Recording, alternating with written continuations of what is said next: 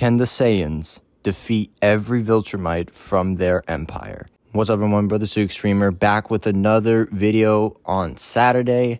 It's another one. Yes, it took a long time for me to make. Thank you guys for being patient again. I really appreciate it from you guys. So basically what we're going to be talking about is, since this is still a heated topic ever since the death battle came in, lots of Omni-Man fans and Dragon Ball fans have been coming in to talk about this. So yeah, we're going to actually determine who wins against the Saiyan army and the Viltrumite Empire. And as always, before we begin, make sure you guys like, subscribe, hit the notification bell, and comment down below what other versus battle do you want me to do next, for as a short or as a long-term video on my YouTube channel. Although I'm not going to be doing every, short or thing, as I got school. It's going to be very busy, but I'll try my best to give you guys the most I can provide. So you guys ready? Because I'm ready. Who is going to win against the nefarious Viltrumites and Saiyan army? Now, these versions specifically for the Saiyans, we're going to be using the Toei versions and probably some material from the manga as well, considering that the manga and the shows are basically the same thing, verbatim stated by Akira Toriyama himself. And for the Saiyans, we're going to be using both the shows and the comics as well, since, well, we're already using both materials for each one. And yes, there are multiple statements of this being the same thing, the anime and the manga, verbatim stated by Akira Toriyama himself. And he also explains that the Daizenshu is also good to use, considering that if not for these guidebooks, I wouldn't remember all this stuff, considering that he's very forgetful at times. Rest in peace. So yes, these are applicable to use for these materials. Now, without that being said, I'm just trying to make this video as long as I can. It's at least over 10 minutes, or at least 10 minutes. So without further ado, now we are going to be going over the Viltrumite Empire. So just sit back, relax, have a snack and drink, and enjoy the scale. Now, for what Viltrumites we'll be using, we're just going to be using the ones from Thrag's army and not Mark himself, considering that Mark is objectively stronger than Thrag, as Mark literally beat him in a fight, literally in the comics. So yeah, that's what we're going to do.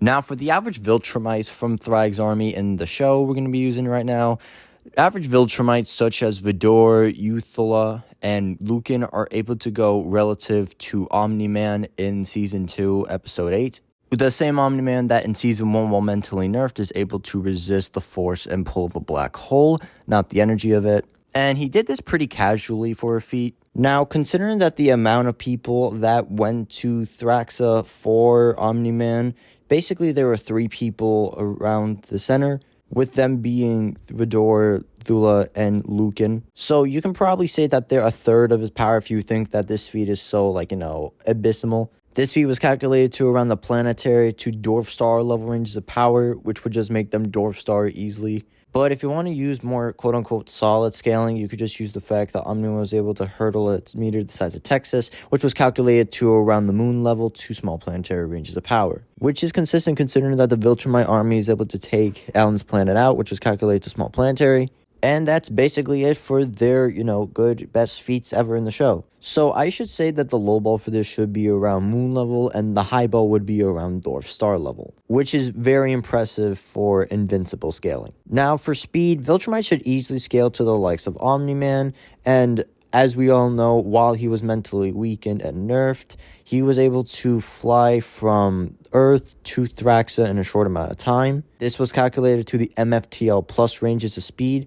Not really as impressive as, the Virgo cluster thing in the comics, but, still good. And just for the sake of this video and the sake for the show, we're just going to be saying that Omni-Man's travel speed is equal to his combat and reaction speed as it is in the comics. Now, to make the AP of the Viltrumite Empire even higher, we are just going to be multiplying it by the amount of Viltrumites present in the army.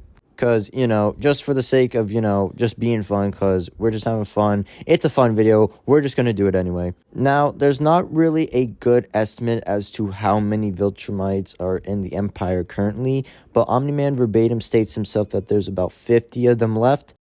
So we'll just be multiplying them by 50 and getting large planetary to small star, which is incredibly impressive for invincible scaling, as we're just going to go into the higher scaling in a minute for the comics, but yeah. So overall, the Viltrumite Empire in the show is scaled to around small planetary to small star with MFTL plus speed. Now let's see how the comics can compare to this. Now, in the comics, average Viltrumites are able to go relative to Omni-Man, draw blood, do anything to Nolan. And as we all know, and everyone, mothers and parents know, Omni-Man, along with the help of Thaddeus and Mark, was able to destroy planet Viltrum, which was calculated to around small star level. Yes, I know, I always bring this up in the scaling whenever I'm talking about in the shorts, so yeah.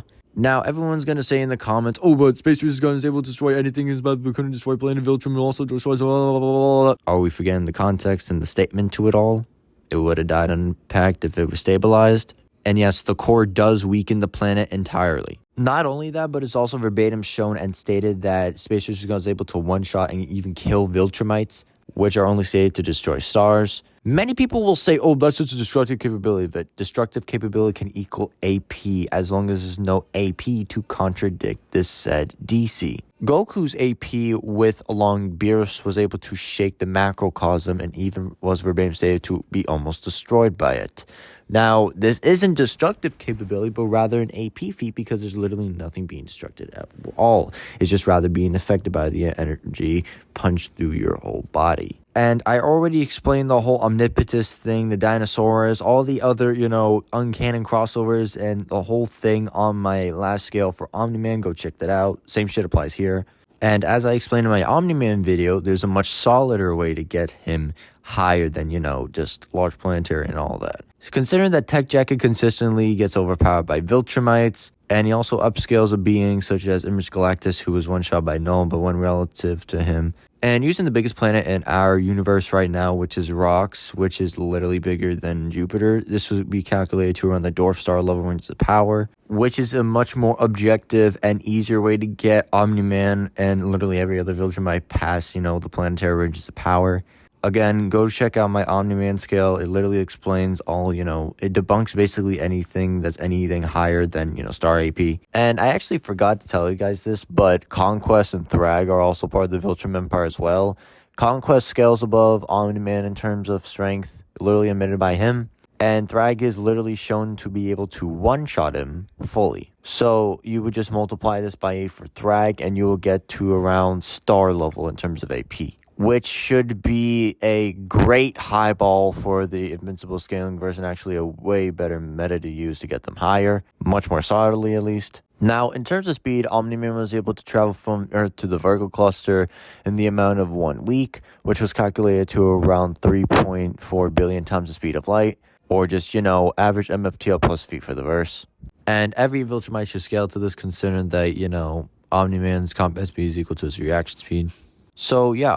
Overall, the comic versions of the Viltrumite Empire should scale to around the large planetary at a low ball and star level at a high ball for using, Conquest and Thrag and all that, with MFTL plus speed feats. Now, with that being said, after waiting all this time, how will the Saiyan army compare against them? Let's find out. Now, for the Saiyans, it's not going to be that many feats compared to the Viltrumites, as I'm only going to be using certain sagas in order to, justify how much they scale to. Considering in Dragon Ball Super, we really don't have any chin scaling or inverse scaling to scale them above, current characters that make them, universal or anything higher than, solar system. But starting off for the low ball scaling, they should easily scale to the likes of Master Roshi. And as we all know and their mothers know, Master Roshi was able to destroy the entire moon, which was calculated to around dwarf star. And Saiyans like Nappa and Raditz should easily scale above this, so just plugging in the math real quick, it would just get us to around the dwarf star to small star ranges of power, which is significantly way bigger than the low ball for the invincible scaling, which is just, large planetary. And regardless if you want to say they're first class Saiyans, they're elite class Saiyans, even though, they're power level rings for them, that really doesn't matter, as it really doesn't attack the point that the math goes in the way. Now, the feat that many people bring up to get the Saiyans above Viltrumites is this feat where he destroys a lot of planets, which was calculated to the dwarf star, to the large star, and even solar system level ranges of power via these reasonings. And this has already surpassed everything the Viltrumites have done, which the best you could get them to is around just star level, large star being generous. Even if I bring in the feat where Vegeta destroys planet Arlia, which was calculated to around the large star ranges of power still, it is still overpowering the shit out of everyone invincible. With that out of the way, we're going to be going on to speed now. Now, average Viltrumites such as, Raditz and Nappa should easily scale above the likes of Kid Goku from OD Dragon Ball, And Kid Goku, while even having a power level of only 10, is able to dodge light speed attacks and easily reflect them off with no issue at all, which is calculated to around the FTL ranges. And yes, solar flares are light speed. We have verbatim say this statement, which means that Raditz and Napper surpasses by over 100 times, making them MFTL. Now, if you're using Vegeta, you could probably scale him above the likes of Goku before he was training for Namek. He basically has the reaction speed of the Namek ship going to the other side of the universe, which was calculated to around 5 trillion times the speed of light. And this is a lowball without using the fact that solar systems are the size of galaxies in the universe, which would just get the speed feed to the hundreds of quadrillions times the speed of light. And the highball for it would just be basically saying that the universe is infinite size. Therefore, Goku would just be infinite speed during this time period, which is millions of times faster than Omni-Man's best speed feed, which is just 3.4 billion times the speed of light. So yeah, that's it. Overall, the Saiyans should scale to around small star to solar with MFTL to MFTL plus speeds.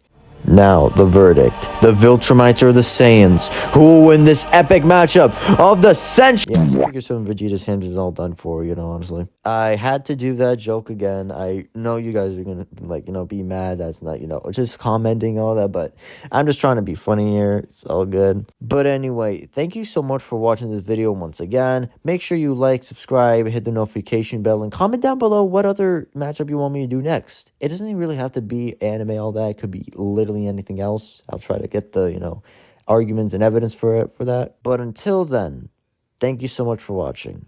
Peace.